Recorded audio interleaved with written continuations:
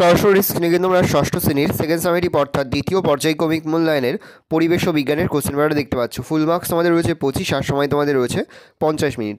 প্রথমে তোমাদের রয়েছে ভৌত বিজ্ঞান, একে দাগে রয়েছে সঠিক উত্তর নির্বাচন করো যে কোনো 5টি প্রতিবেশী মানে 1 করে 1 × 5 = 5। প্রথম, আন্তর্জাতিকভাবে স্বীকৃত পদ্ধতি হলো সিজিএস পদ্ধতি, এফপিএস পদ্ধতি, এমকেএস পদ্ধতি না এসআই পদ্ধতি? উত্তর হবে এসআই পদ্ধতি। পরের প্রশ্ন, খাদ্য পিরামিডের সবচেয়ে নিচের স্তরে থাকে প্রথম শ্রেণীর খাদক, দ্বিতীয় শ্রেণীর খাদক, উৎপাদক, সর্বোচ্চ খাদক? উত্তর হবে উৎপাদক। পরের প্রশ্ন, একটি ফুটবলকে মাঠের ওপর গড়িয়ে দিলে তা কিছু দূর গিয়ে থেমে যায়। ঘটনার জন্য দায়ী বলটির উপরিতলের ক্ষেত্রফল, বলটির আকৃতি, ঘর্ষণ বল, বলটির গতি? উত্তর হবে ঘর্ষণ বল। পরের প্রশ্ন, তরলে চাপ নির্ভর করে তরলের পরিমাণের ওপর, তরলের গভীরতার ওপর, তরলের আয়তনের ওপর, তরলের পাত্রের আকৃতির ওপর? উত্তর হবে তরলের গভীরতার ওপর। প্রশ্ন, জীবাশ্ম জ্বালানি নয় কয়লা, প্রাকৃতিক গ্যাস, পেট্রোলিয়াম না খড়? উত্তর হবে খড়। পরের প্রশ্ন, চুনাপাথর পরিবর্তিত হয়ে তৈরি হয় স্লেট, নিস, মার্বেল না শেল? উত্তর হবে মার্বেল। পরের প্রশ্ন, হেমাটাইট কোন ধাতুর আকরিক? অ্যালুমিনিয়াম, তামা, দস্তা না লোহা? উত্তর হবে লোহা। 2 থেকে রয়েছে সংক্ষিপ্ত উত্তর দাও যে কোনো 4টি প্রতিবর্ষে মানে 1 করে 1 × 4 = 4। প্রথম, শূন্যস্থান পূরণ করো। অভিকর্ষ বলের অপর নাম হলো ড্যাশ? উত্তর লিখবে ওজন। প্রশ্ন, ঘড়ির ঘন্টার কাঁটার একবার পুরো ঘুরে আসতে কত সময় লাগে? উত্তর লিখবে 60 মিনিট। প্রশ্ন, সিএনজি এর পুরো নাম কি? উত্তর লিখবে কমপ্রেসড ন্যাচারাল গ্যাস। প্রশ্ন, বায়োগ্যাসের মুখ্য উপাদান কোনটি? উত্তর হবে মিথেন। প্রশ্ন, কোন স্থির বস্তুকে গতিশীল করতে কি প্রয়োগ করতে হয়? তো লিখবে বল। প্রশ্ন, সেল কী ধরনের শিলা? উত্তর লিখবে পাললিক শিলা। 3 দাগে রয়েছে একটি বা দুটি বাক্য উত্তর দাও যে কোনো একটি প্রশ্নের মান 2। প্রথম, পাললিক শিলা কিভাবে গঠিত হয়? হ্রদ নদীর নিচে জমা হওয়া পলির স্তর ধীরে ধীরে মাটির নিচে চলে যেতে থাকে। মাটির নিচে প্রচণ্ড গরম এবং চাপে লক্ষ লক্ষ বছরের ওই পলি থেকে পাললিক শিলা তৈরি হয়। সংকর ধাতু কি? একটি উদাহরণ দাও। কোনো ধাতুর সঙ্গে অন্য ধাতু বা অধাতু বিশেষ মাত্রায় মেশানো থাকলে সেই মিশ্র ধাতুকে সংকর ধাতু বলা হয়। পিতল হলো একটি সংকর ধাতু, এটি তামার সঙ্গে দস্তা মিশিয়ে তৈরি করা হয়।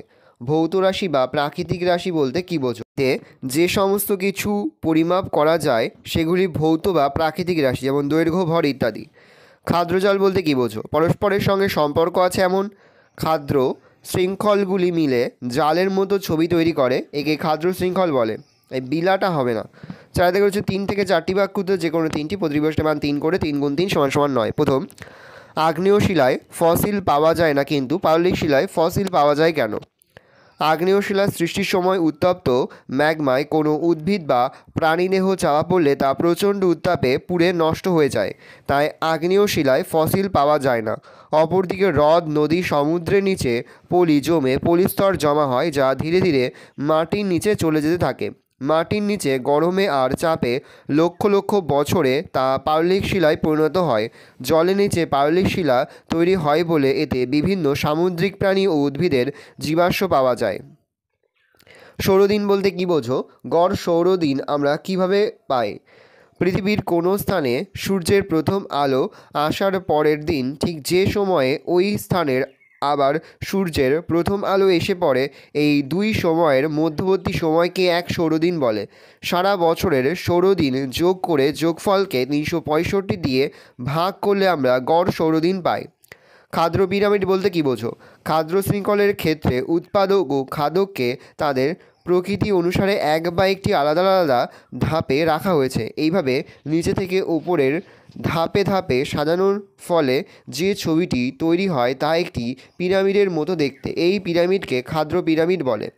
খাদ্য শৃঙ্খল কাকে বলে? উদ্ভিদ ও অন্যান্য প্রাণীর মধ্যে খাদ্য খাদকের সম্পর্কের ভিত্তিতে যে শৃঙ্খল বা বন্ধন তৈরি হয় তাকেই খাদ্য শৃঙ্খল বলে, যেমন ঘাস, হরিণ, বাঘ। তীব্র ঝড়ে টিন বা খড়ের চাল উড়ে যায় কেন?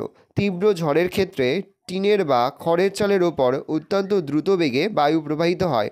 বার্নৌলির সূত্রানুসারে আমরা জানি কোনো স্থানে বায়ুর গতিবেগ বৃদ্ধি পেলে চাপ হ্রাস পায়। এই কারণে চালের ওপরের অংশ বায়ুর চাপ অত্যন্ত কমে যায়, কিন্তু ঘরের ভেতরে বায়ু প্রবাহিত না হওয়ায় ওই অংশে বায়ুর চাপ অপরিবর্তিত থেকে যায়।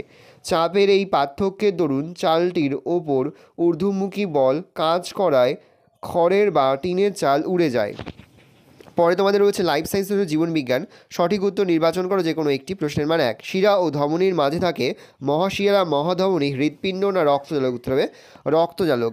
ডান অলিন্দ ও বাম নিলয়ের মধ্যে একমুখী রক্ত প্রবাহ রক্ষা করা যায় দ্বিপত্র কপাটিকা, ত্রিপত্র কপাটিকা, পালমোনারি কপাটিকা, অ্যাওর্টিক কপাটিকা? উত্তর হবে ত্রিপত্র কপাটিকা। পরে হচ্ছে পূর্ণবয়স্ক মানুষের শরীরে হাড়ের সংখ্যা 602, 302, 206, 106? উত্তর হবে 206টি। পরে রয়েছে সংক্ষিপ্ত উত্তর দাও যে কোনো একটি। প্রশ্নের মান 1, প্রথম ঠিক বা ভুল লেখো। বুকের মাঝখানে যে শক্ত হাড় থাকে তাকে শিরদাঁড়া বলে? উত্তর হবে ভুল। পরে হচ্ছে অস্থিগুলি একে অন্যের সঙ্গে অস্থি সন্ধিতে যে সুতোর মতো অংশ দিয়ে বাঁধা থাকে তার নাম কি? উত্তর হবে লিগামেন্ট। প্রশ্ন, দাঁতের সাদা ছোপের কারণ কি? উত্তর হবে এনামেল থাকে বলে। পরে হচ্ছে 3 থেকে 4টি বাক্য উত্তর যে কোনো একটি। প্রশ্নের মান 3, বল ও সকেট সন্ধি কি? এই ধরনের অস্থি সন্ধি থাকার ফলে আমাদের কি সুবিধা হয়? যে অস্থি সন্ধিতে একটি অস্থির গোলাকার প্রান্ত অপর অস্থির খাঁজের মধ্যে অবস্থান করে তাকে বল ও সকেট অস্থিসন্ধি বলে। এই ধরনের অস্থিসন্ধি থাকার ফলে কাঁধ থেকে হাতের এবং কোমর থেকে পায়ের বিচলন সামনে পিছনে ডান বাঁয়ে সব দিকে হয়, এমনকি তা অনেকটা চরকির মতো ঘোরানো সম্ভব হয়। পরে হচ্ছে শ্বেত রক্তকণিকার কাজ কি? শ্বেত রক্তকণিকা মূলত শরীরের রক্ষীয় কাজ করে। এদের কাজ হলো বাইরে থেকে আসা রোগের জীবাণুর সঙ্গে লড়াই করে শরীরকে রক্ষা করা। আবার শরীরে কোথাও ক্ষত হলে তা সারাই করার সময়ও এদের দরকার হয়। বাম অলিন্দ থেকে রক্ত কীভাবে ডান অলিন্দে পৌঁছায়? রক্তপূর্ণ অবস্থায় বাম অলিন্দের সংকোচন ঘটলে বাম অলিন্দে থাকা রক্ত প্রথমে দ্বিপত্র কপাটিকা নামক একমুখী দরজা দিয়ে বাম নিলয়ে যায়। এরপর বাম নিলয় সংকুচিত হলে সেখান থেকে মহাধমনী দিয়ে সারা শরীরে ছড়িয়ে পড়ে। সারা শরীর থেকে রক্ত ঊর্ধ্ব ও নিম্ন মহাশিরা দিয়ে ডান অলিন্দে পৌঁছায়। এইভাবে রক্ত কয়েকটি পর্যায়ক্রমিক ধাপের মধ্যে দিয়ে বাম অলিন্দ থেকে ডান অলিন্দে পৌঁছায়। ফুসফুসের কাজ কি?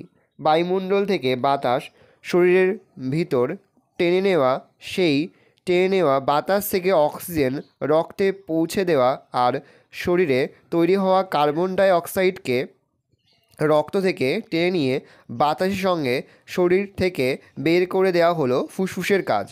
ভালো করে দেখে নাও, এই রয়েছে টোটাল তোমাদের সেকেন্ড সামেটিভ অর্থাৎ দ্বিতীয় পর্যায়ক্রমিক মূল্যায়নের ষষ্ঠ শ্রেণীর পরিবেশ ও বিজ্ঞানের কোশ্চেন পেপার। তাহলে তোমরা কোশ্চেনটা দেখে নাও। আশা করি ভিডিওটা ভালো লেগেছে। ভিডিওটা ভালো লাগলে ভিডিও লাইক করে দেখতে ভুলবে না। আর আমার চ্যানেল নতুন হওয়া লাল কালার সাবস্ক্রাইব প্রেস করে পাশে বেল আইকন প্রেস করে যখন নতুন কোনো ভিডিও আপলোড করি সবার ফার্স্ট নোটিফিকেশন তোমরা পেয়ে যাও। আর এই ভিডিওটি তোমার বন্ধুবান্ধব এই আত্মীয়স্বজন সবার মধ্যে কিন্তু অনেক শেয়ার করে দাও যারা এবছর ষষ্ঠ শ্রেণীতে পড়ছে।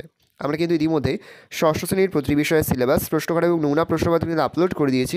তোমরা যদি এখনও পর্যন্ত সেই ভিডিওগুলো না দেখে থাকো, ভিডিওগুলো কিন্তু তাড়াতাড়ি দেখে নাও। তোমাদের সকলকে জানাই আগাম পরীক্ষার অনেক শুভেচ্ছা এবং অভিনন্দন। আশা করি সকলের পরীক্ষায় খুব ভালো হবে। কোনো প্রশ্নের উত্তর লিখতে বা বুঝতে যদি কোনো রকম অসুবিধা হয় তাহলে কিন্তু নির্দ্বিধায় কমেন্ট সেকশনে কমেন্ট করে জানাতে একদমই ভুলবে না।